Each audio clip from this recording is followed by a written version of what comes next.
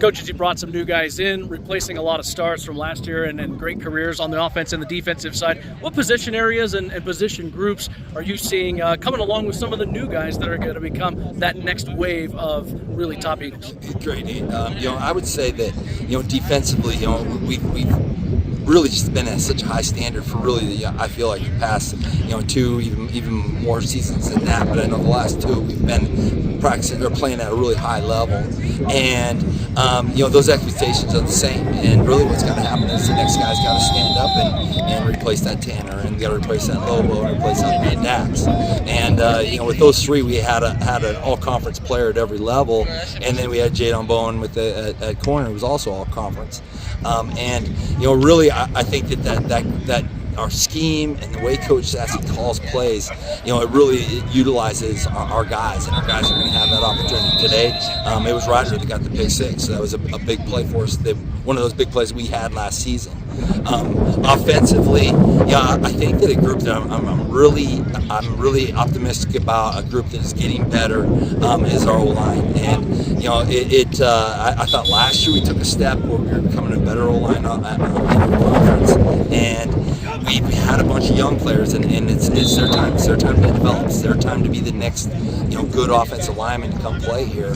So I'm happy with that group. And then anytime you have a returning all-conference quarterback, you feel good about things. And it's been since 21 with Dalton Holtz where we've been in this situation. So spring has been a lot of trying to find out who was our guy. And right now we've got two quarterbacks that have got a ton of reps on them, and then we brought in a transfer that has thrown for over 2,000 yards last year. So we have guys that are very comfortable back there, and when they're comfortable back there, that makes everybody else comfortable. So long answer on that one, but I like where we're at. We just need to continue to get better this spring. Looks like you got a really exciting new running back who's coming into the mix too, that you guys signed to go along with Dajuan Pearson, who's coming back, and having a line that's playing as well as they are. Aiden back and healthy to run the offense. Wyatt Sprague too. You just talked about those guys.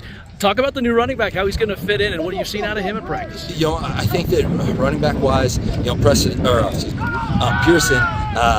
Dajuan, he started off spring really well, really high. He ended up getting a little tweak, and so he wasn't able to go today. Devs took some reps. Quade Jordan's had a really good spring also. But Dev Rivers is the back that we talked about. He's really dynamic. He can really run, and he's good in space. And today he had a good play today. Coach, next week, what are you going to do with the team? You have those practices once again set up, I think 3 of them, and then the official spring game's been moved up to the 17th as well. So tell the fans a little bit about what's on next week's play. Yeah, this year we had a hard time picking where our spring game was going to be. Basically, when the Cornhuskers volleyball team came in, we didn't want to short suit our staff and those type of things. So we ended up moving it a week ahead, and that's going to be next Friday. It's going to be a lot like today, Dave. Basically, just probably open it up to the public more with things. I'm planning on having right around that 50 rep scrimmage. We're going to sit and after today, we're going to talk like we said on which guys are going to get more reps with things. But we have a practice Monday, practice Wednesday, and then Friday at 4:30 we're going to tie it up again like we did today.